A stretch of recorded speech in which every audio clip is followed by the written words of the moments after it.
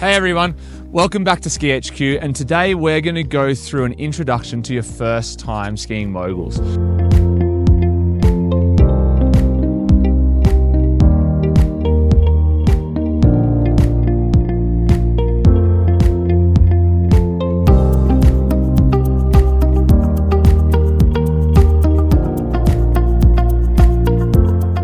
Now, moguls are like a little bit of a pain point for a lot of skiers, and they can be really hard to ski, and that's because all of a sudden we've gone from having a smooth run to having like bumps and lumps, and we're no longer able to turn where we want to turn, and our turn shape is a bit more dictated to us. So it can be really scary and really intimidating, and a lot of skiers find it's like a real pain point.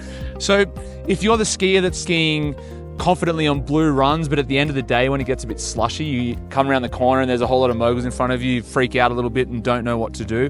Or maybe you're looking to explore a bit more of the off-piste, and sometimes in the off-piste we find areas that are a bit more bumpy, just like what we've got below us here.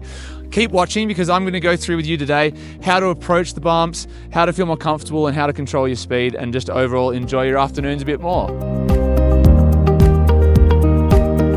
As you get better at bumps, they actually become really fun and something that good skiers actively seek out to do and get a lot of enjoyment doing. To get started, we're going to try and find an area of off-piste, kind of like we've got here, that's not too bumpy and not too steep.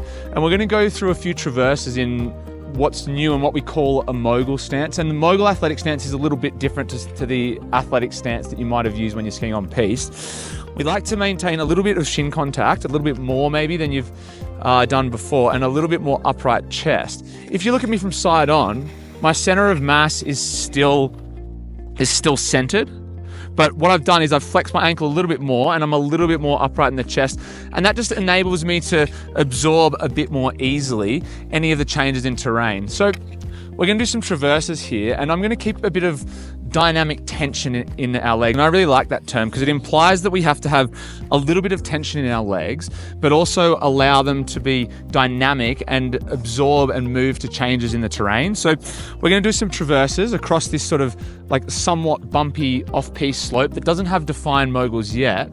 And we're going to think about maintaining our athletic mogul stance with one extra thing, and that's we're going to have our feet really narrow. Just like skiing off-piste, a narrow stance is really, really important when we're skiing off-piste, and it's even more important when we're skiing moguls, because if our skis get wide apart, one ski can go below the mogul, one ski can go above the mogul, and it makes it really hard for us to control our skis. So let's get into it. A few traverses, skis together, mogul stance, off we go. While doing this, you should focus on keeping some dynamic tension in your legs. This will help you get used to adapting to the changing terrain with your leg muscles to keep yourself centered. Make sure you practice going both directions.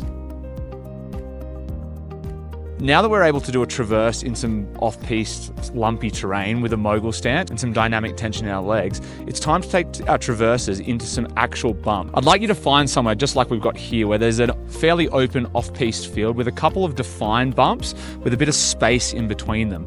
And what we need to do differently this time is be aware of the fore and aft effect that the bump is going to have on us as we're traversing.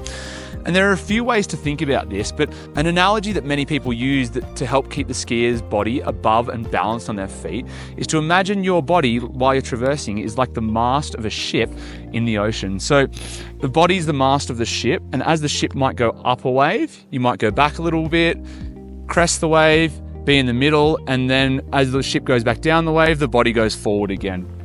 So we need to be active when we're doing this. So as our skis might go up the bump, we might lean back a little bit, and that's okay because it's going to keep us perpendicular to our skis. As we come up over the bump, we're going to bring our shoulders and our whole body forward to get the tips of the skis down and keep that mast of the ship or the body perpendicular to the skis as they move over the bumps. There's one or two bumps just in front of me here. I'm going to take it nice and slow to start with, so I'm going to traverse in. As I go over the bump, I might go back a little bit and then forward. Back a little bit and then forward.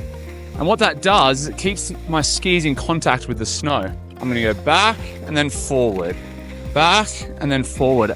As I go forward, I'm really thinking about keeping contact on my shins and also bringing my shoulders and whole body over the front of my skis. So if I'm to break this down into a bit of slow motion skiing, as I come into the bump and my tips hit it, I'm allowing my body to move back so that I'm perpendicular to the skis still. I'm like the mast of that ship as it's going up the wave.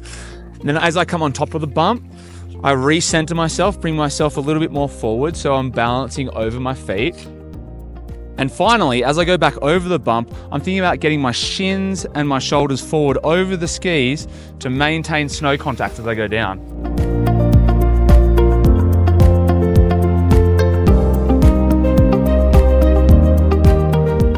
Keep practicing, and as you go faster, you'll need to increase the speed of the movements.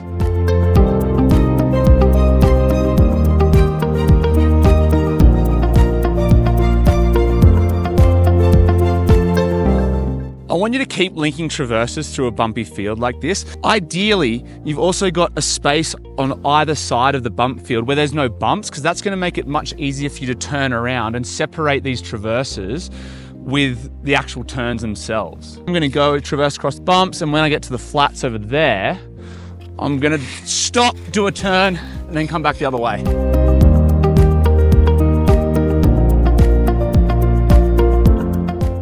You can see even while I'm learning this skill, I'm happy to just do a snowplow turn in between. It doesn't matter. All I'm focusing on is getting the traverse right and getting that fore and aft movement, imagining my body is the mast of that ship.